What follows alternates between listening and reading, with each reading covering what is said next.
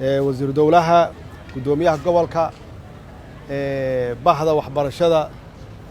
heer federaal iyo heer gobol waxaan idinku salaamay assalaamu calaykum waraxmatullaahi wabarakaatuhu runtii maanta waxay noo tahay farxad iyo sharaf weyn in mar kale iskuulka hoose dhexe sare ee maxamuud mire mar kale aan ku daahfurno barnaamijka sidaa u sheegtay dugsiga sare sanadkii hore markaan halkan nimid waxaan furnay oo aan daahfurnay barnaamijkii dugsiga dhexe haddana in aan runtii fursaddan qaaliga ah aan u yeelannay kulligeen nasiib inaan daahfurno barnaamijka dugsiga sare runtii waa ilaahay mahadiis waana runtii waa hawl wasaaradda aad adigu hoggaanka u hayso ay juhdi iyo wakhti badan gelisay iyo hay-adaha kale oo idinka caawinayay in aan yeelanno barnaamij midaysan ee waxbarasho laga soo bilaabo dugsi hoose ilaa dugsi sare runtii waa waxqabadka ee dowladdan ee dhanka waxbarashada oo aan ugu talagalnay carruurteenna inay helaan quality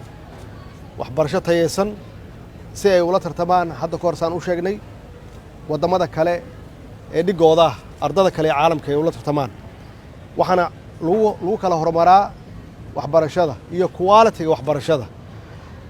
ee dowladdu ku guulaysatay inay runtii ka shaqayso ardadeenna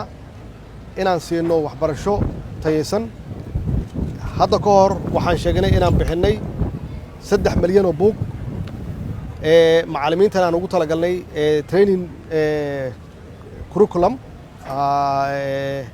books inaan ugu talagalnay 200,000 haddana aan diyaar u nahay inaan bixinno 1 milyan buugaag gaaraysa guud ahaan dalkao dhan taasi waxay runtii ka turjumaysaa muhiimadda aan saarnay waxbarashada guud ahaan dalkao dhan inaan gaarsiinno oo weliba aan ku mideenno quality-geeda marka runtii mudane wasiir shaqada wanaagsan adiga iyo howlwadeennadaada iyo wasaaraddaada qabateen aad iyo aad yaan runtii aan idinkaga mahad celinayaa iyo weliba sida aan u daadejinayno waxbarashada heer gobol oo aan 24 iskuul aan la wareegnay iyo 65,000 arday ay hadda maamulkoodii la wareegeen gobolka banaadir ay la wareegeen weliba annagoo kor joogtaynayna oo ilaalinayna tayadooda waxbarasho heerkii aan ugu talagalay inay taagan yihiin kobcinayna runtii